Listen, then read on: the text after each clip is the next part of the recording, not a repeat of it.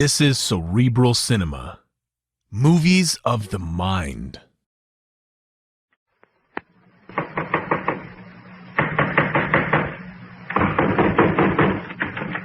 What's the matter? What is it? Another case for Nick Carter, the master detective.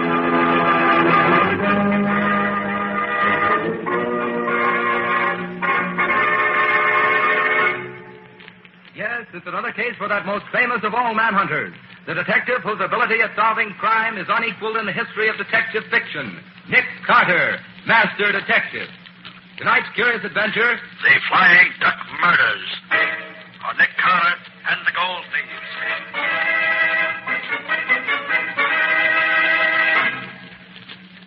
Carter, unless you think more of a large fat fee than you do of your life, I advise you to throw up the case at once. apparently we don't look at this in the same light, Mr. Dalrymple.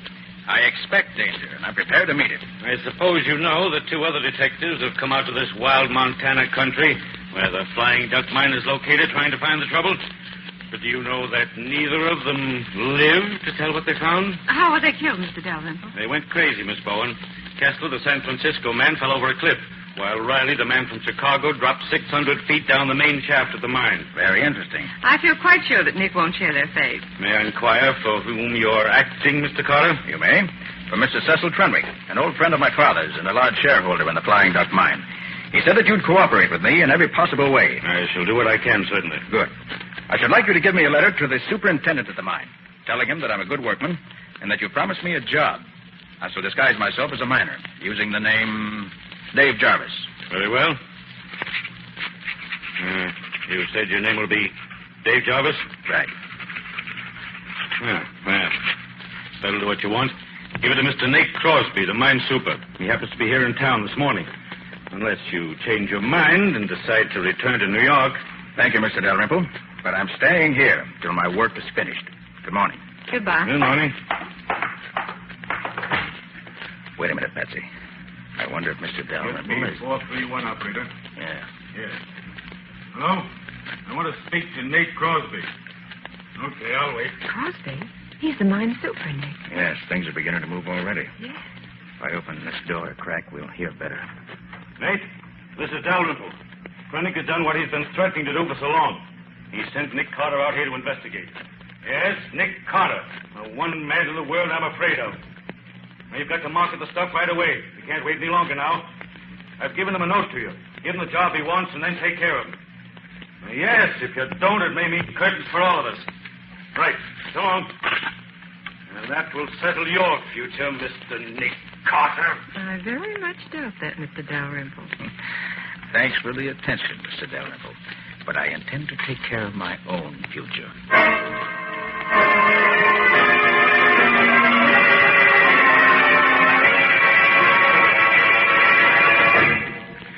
So, Mr. Dalrymple is in on the deal. He certainly is, Scubby, up to his neck. Well, at least we start off with one good hot prospect.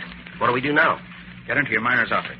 Then take this note down to this address and give it to Nate Crosby, the mine super. Now, remember, your name's Dave Jarvis, and Crosby's to give you a job in the mill. Okay, Nick. Then what? Well, first and foremost, keep your eyes open. Crosby will believe you're Nick Carter, so watch out for him. He'll try to put you out of the way. And don't forget, Scubby, the detectives from Chicago and Frisco both came to grief. Well, it's going to be different with the guy from New York. Now, Patsy, you wait here at the hotel where we can get in touch with you if we need you. Sure, Nick. All right, get going, Scubby. I'm going out to the mine right away. You wait, though, and ride out with Crosby. And watch out for him. Right, Nick. I'll keep one eye on him and one on the mine.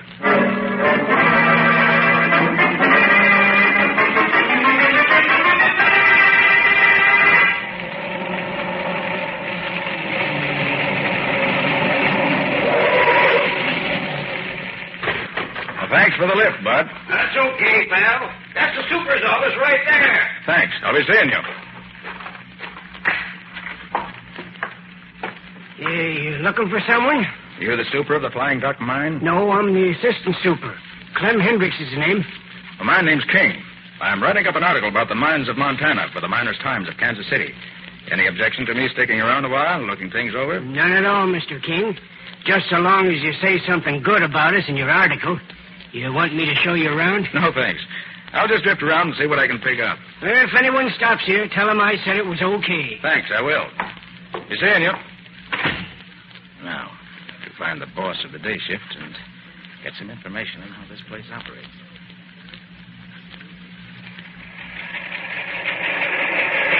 These are the nerve stamping machines, Mr. King. They crush the ore very fine, and it is then sluiced through the battery boxes and carried over to plates. I see. The plates are coated with quicksilver or mercury, and the quicksilver picks up most of the gold and from the crushed ore. And this combination of quicksilver and gold we call amalgam. And you scrape this amalgam off the plates and take it to the refinery? Yes, Mr. King. The refinery separates the gold from the quicksilver and casts it into bars. Very interesting. Well, thanks very much. I'll roam along and look the rest of the place over. See you later. That's where you belong, you old hag. Down there where you flat your face in the dirt. You try killing the Stand land. back, you old Indian witch, and I'm going to finish the job right. Lay down that knife. I had to drop it between your ribs. Never mind. Drop that knife, I said. You're the fool. Knock me down, will you? I'll show you. Hey, Ledyard, put up that gun. But Nate, this bullet. Put up the gun, I said. What are you trying to do? Well, I was trying to make Zolander behave. This fellow interfered. It made me mad. Solander, where is she? She's right. Well, I'll be darned. She must have run away while me and him was arguing. Ah. So you interfered, did you, mister? Certainly I did. You're King, the newspaper man, aren't you? That's right. I'm here to... I've been looking for you. I'm Crosby, mine superintendent. I'll give you just 15 minutes to get out of this camp. So you're Nate Crosby. I am, and I'm the boss here. And I say get out. All right, Crosby. I'll get out. But I'll be back. I never leave a job unfinished.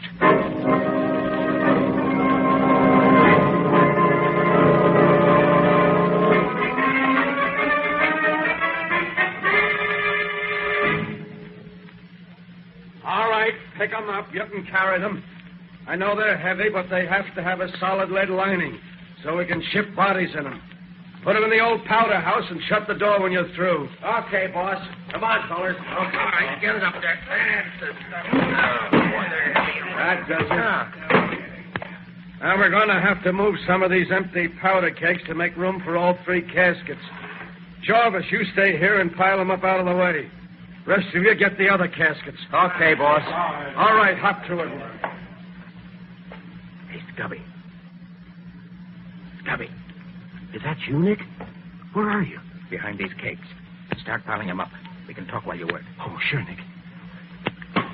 What happened, Nick? Why are you hiding in here? Crosby ordered me to get out of camp immediately, but the assistant super suggested I hide here until he gets me a ride back to town. Seems he doesn't like Crosby any better than I do. What's with you? Well, I got a job as crusherman on the night shift at the mill. Hey, what are these boxes you're bringing in here? Caskets. Crosby told the teamster the bodies of the two detectives who got killed were to be taken up and shipped to their friends. Right. Here come the men with another box. All right, fellas. Take it easy now.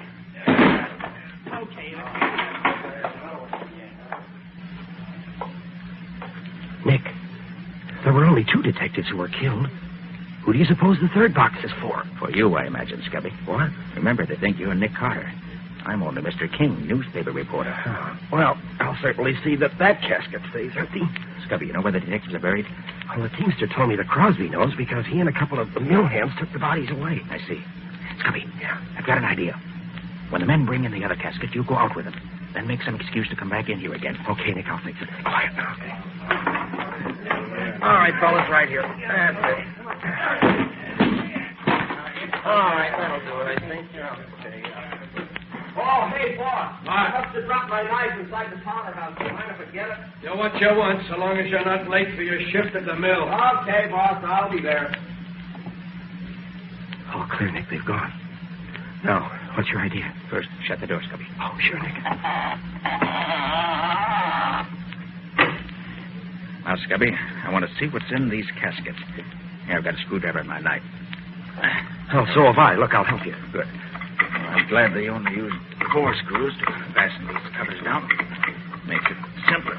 But why do you want to see what's inside, Nick? Got a hunch, that's all. Yeah. There, it's got it.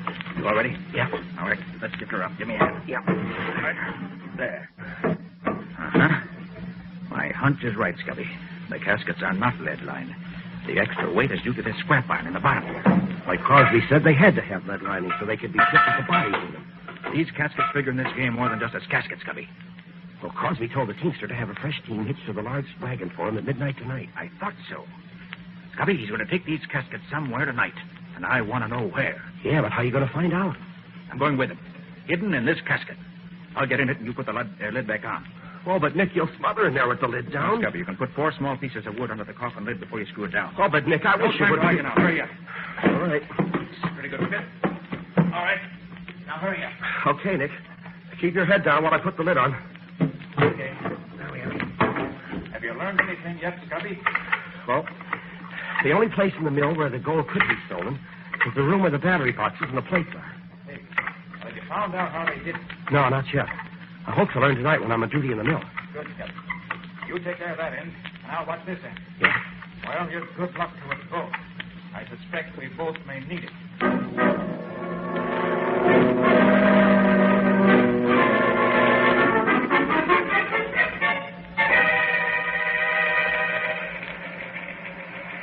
Well, how's the great Nick Carter doing tonight, Ledyard?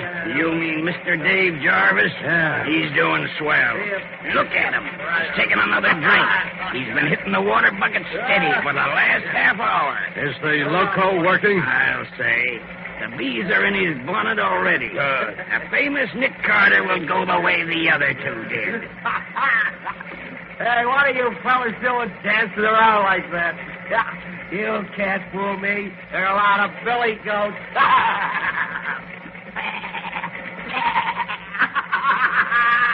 Oh, I'm thirsty.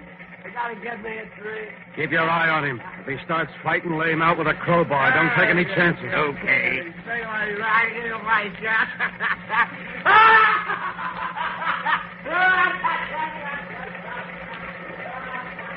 Did you see that? He's heading for the cliffs, just like the others. Solander's mixture hasn't failed yet. What's next, Crosby? Ledyard, get my team from the stable at midnight tonight and meet me at the old powder house. Now we can put Nick Carter's name on the 3rd casket.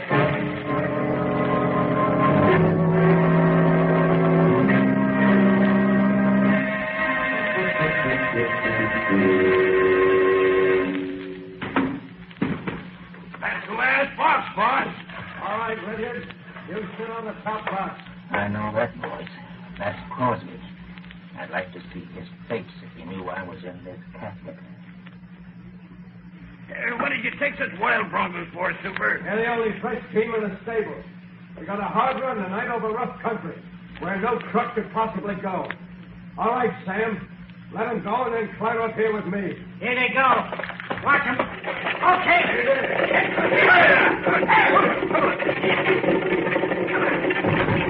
Ouch! Oh! Wish they picked a better road to dry him on. Now that the loco is done for Carter, we can bring this business to a successful finish. Oh! I hope we're not going far at this rate. You mean we're going to quit? We sure are. We'll market the stuff and make a clean getaway. This is the roughest ride I've ever had. Hey, you're going to market the stuff. Leave that to me. I'll see that each of you gets it. Stop them, boss. Grab them. Hold them in. They're running away. One of the reins is broken. Running away? I didn't count on this. We're going to smash. Jump for your lives.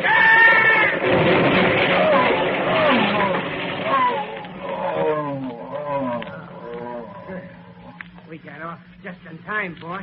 Yes. Hey, look at that casket, Crosby. The one with the lid torn off. Huh?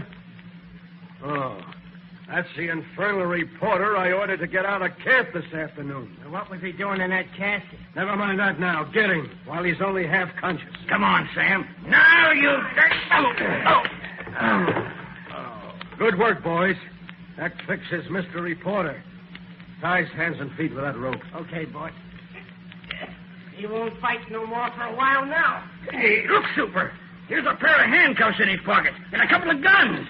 Hey, what kind of reporter are you? Going around with handcuffs and guns in your pocket. You have to draw your own conclusions, Crosby. I've drawn them already. You're here to help Nick Carter. But by this time, Carter's where neither you nor anyone else is going to help him. He's loco. Plumb loco. Well, you never can be sure about Carter, Crosby. I can this time. And I can be sure of you, too. All right, put him back in the casket, boys. Put the cover on. Nail it down if you can't find the screws. Here's some nails. Come on, you. In you go. I got out the last time I was in here, Crosby. But you won't get out this time. Get the lid on, boys. That does it.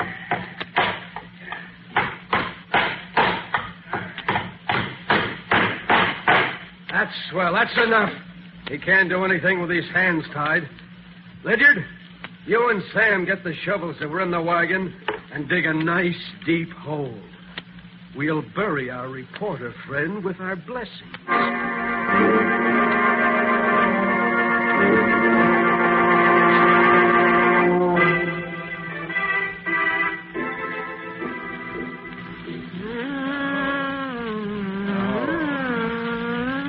Hey, who are you? You get 'em senses now. You see, you hear, you know what me say. Yeah, I know. Good. You eat better now. Hey, who are you? Me, Zolander. You save Zolander life.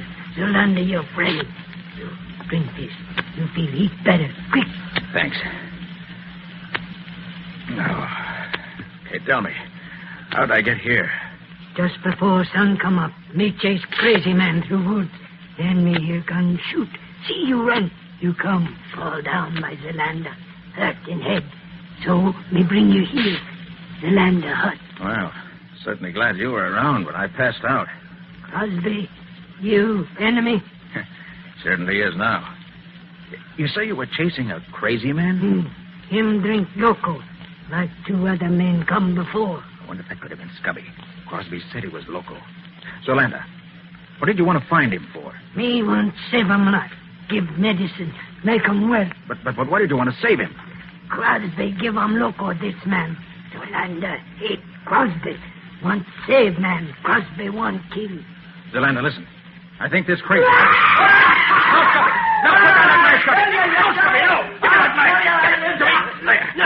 I hate to do this to you, but it's the quickest way, so... Oh, there. Quick, Zolander. Get me some rope. I'll tie his hands and feet while he's unconscious. Poor Scubby. Looks as if he'd been through the war. You rope, you tie. Thanks. Now. Me get medicine. Make 'em all better from loco. That's Scubby. That should hold you now. Here, medicine. Make 'em well. Give 'em drink. Thanks. All right, Scubby, old boy. Come on, I'll drink this. Come on, drink it. No.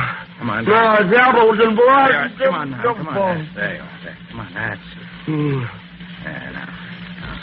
Now, him sleep little while. Be all right when him wake up. That poor guy. I'll untie your arms anyway. Take this coat off you, and you'll be more comfortable. Hey, what's this? A long coil of wire with a lot of metal discs attached to it. What? That's the answer. Of course. A mystery of the Flying Duck Mine is a mystery no longer.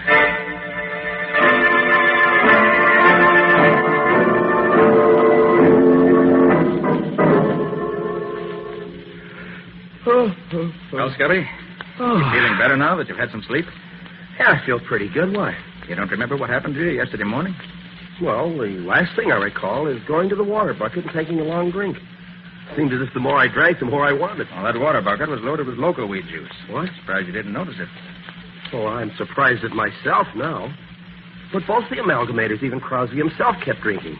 Or pretending to from that same bucket. Well, they certainly had me fooled. Hey, look, Scubby. You remember seeing these discs strung on this coil of wire? Well, yeah.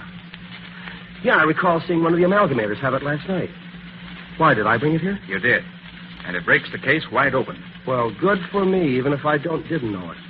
Hey, tell me, Nick, what are those discs used for? Here, I'll show you. Yeah. Now watch. Now, you see?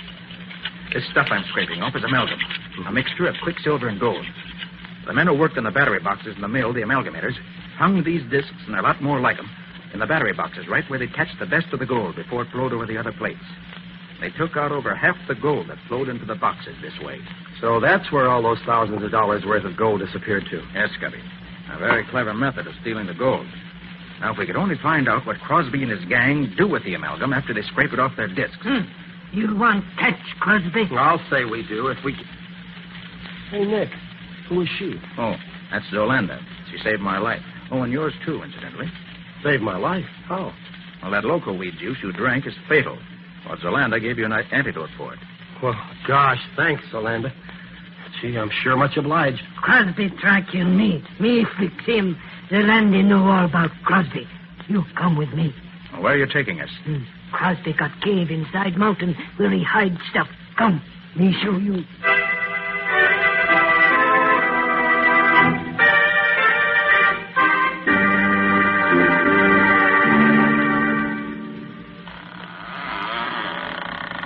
So this is where Crosby hides out, huh?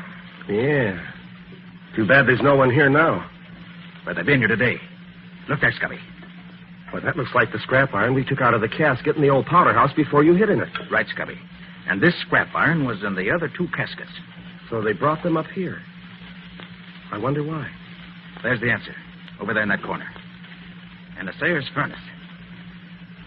And it's still warm, Scubby. Then we must have scared them off when we came up. Wait. Let me take the cover off this retort.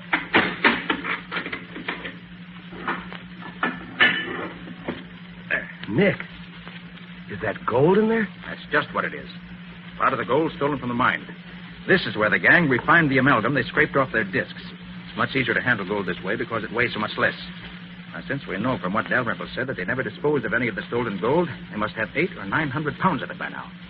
Hey, maybe they've got it hidden around here somewhere. They did have, Scubby. But not now. Well, what makes you think so, Nick? Here. Take a look outside there. They've been digging there very recently. Oh, but of course, Nick, they had to dig up the bodies of the two detectives to ship them back home. No, Scubby. The way it looks to me is this. After I got away from them last night, Crosby and his men took up the casket they tried to bury me in and tried to bury you in? Hey, you didn't tell me about that. that. I'll about it later, Scubby. Right now I'm interested in what happened here. They brought the 3 caskets up here early this morning, loaded them up. How could they load 3 of them? They only had 2 bodies. No, Scubby. 3 caskets were loaded up. Don't you understand yet? No, Nick, I'm afraid I don't. How could they be Scubby, loading... How good are you at riding a horse? Riding a horse? Yeah. Well, I used to ride years ago. Why? Good. Zolanda, can you get us a couple of good fast horses right away? For you, me, get 2 good horses, quick. Good. Come on, Scubby. Let's get the horses and ride to the railroad station before the eastbound train gets in.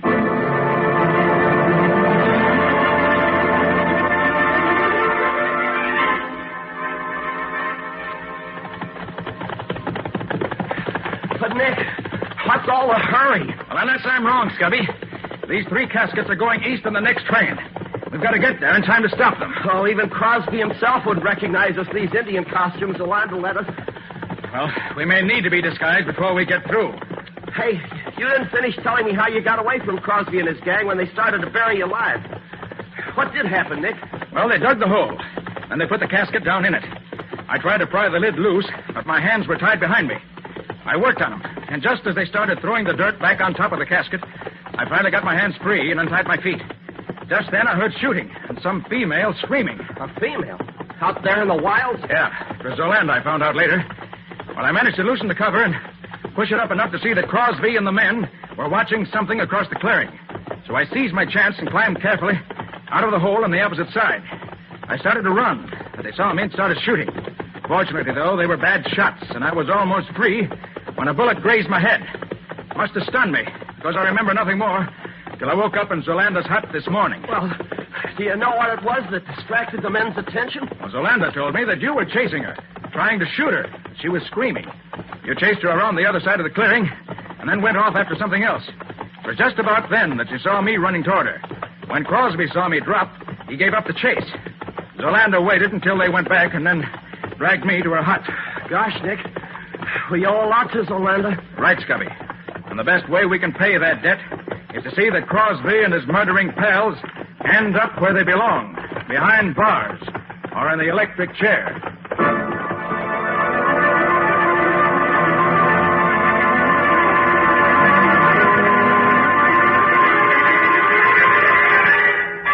You understand, Patsy?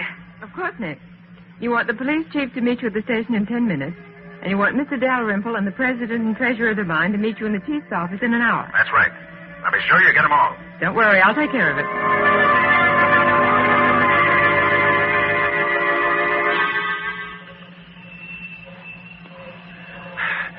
These are the ones, Nick. These three here on the baggage truck. Did you notice the names on them, Scubby? Yeah. Joe Briley, Phil Kessler. Oh, and look, Nick Carter. I'd rather be out here dressed as an Indian than in there dressed as a corpse. One side, now, rain in the face. We got to get these caskets into the baggage car. Oh, just a minute. You see this badge? Special agent. So what? What do you want me to do? Just leave these caskets in the baggage truck for now. But they're supposed to go on They're this... staying here, quiet. Hey, look here, baggage master. Get these boxes on the train and be quick about it. No be in hurry, mister. Why, you Indian meddler, what the deuce do you... You look behind you. What do you mean? Take your hat off, Scubby. Sure, Nick. There you are, Mr. Crosby. Dave Jarvis. Why, you... Don't try to start anything, Crosby. I've got my gun on you. Where's getting these boxes on? Hurry, your man, officer. These three right here. Get your hands up, all of you, and fast. Hey, what the devil you... What is it? Quiet, all of you. You three men are under arrest.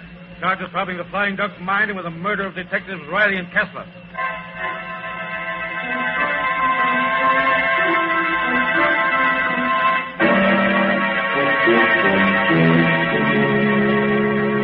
They're all here, Nick. Thanks, Patsy. Now, Mr. Dalrymple, I asked you and the officials of the Flying Duck mine to meet me here in the office of the chief of police because I want to show you what's in the caskets that Crosby was taking back east with him. Now, the first casket is supposed to contain the body of Phil Kessler. All right, Scubby, open it. Sure, Nick. Gold. Gold bullion. Yes, Chief. In these three caskets, you'll find the entire amount of gold stolen from the mine. Stolen by Dalrymple, the mine manager, Crosby, the mine super, and four of the workmen who worked in the amalgam room of the mill. They stole the amalgam, refined it in their own furnace, and buried it in two holes in the ground, which were supposed to be the graves of the two dead detectives. But, Mr. Carter, that much gold would make the caskets pretty heavy. Wouldn't that extra weight be noticed? No, Chief. Because when you ship a body by train, the casket has to be lead-lined and hermetically sealed. That means it weighs much more than the usual casket. Crosby, Ledyard, and Perkins were each going to take one of the caskets east with them as a personal baggage, which would prevent anybody from examining them too closely. One of the cleverest schemes I've seen in a long time. But it wasn't clever enough. Not with Nick on the job. You have to get up early in the morning to beat Nick.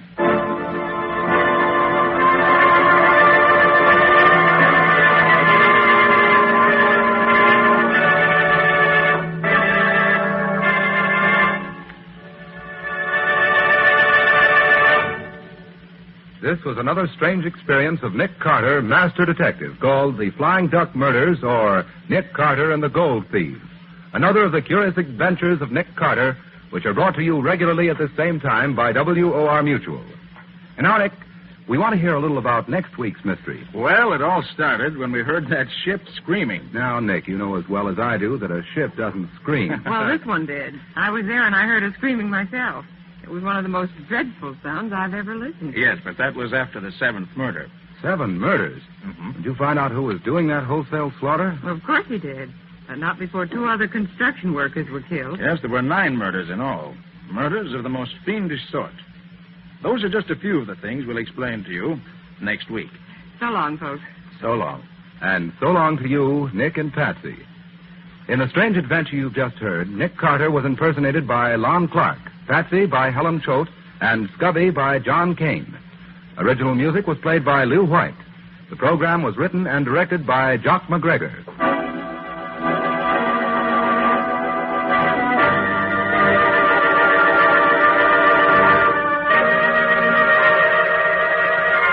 Next week at the same time, listen to another curious experience of Nick Carter entitled The Screaming Ship, or Nick Carter and the Flying Fits.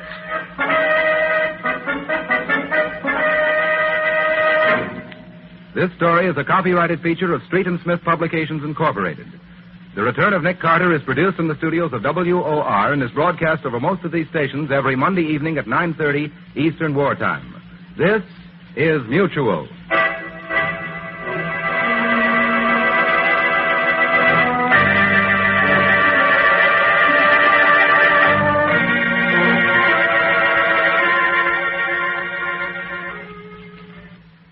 Cerebral Cinema hopes you have enjoyed this movie of the mind.